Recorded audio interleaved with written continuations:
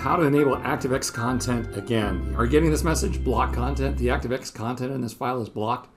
Every time I download something from QuickBooks, that export has an ActiveX control in it, and I just hate the freaking message.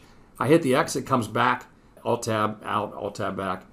It just comes back. So this is a change in May of 2025. Microsoft has changed the default to ActiveX is blocked. If you want to get it back, File, Options, Trust Center settings, and then along the left-hand side, ActiveX.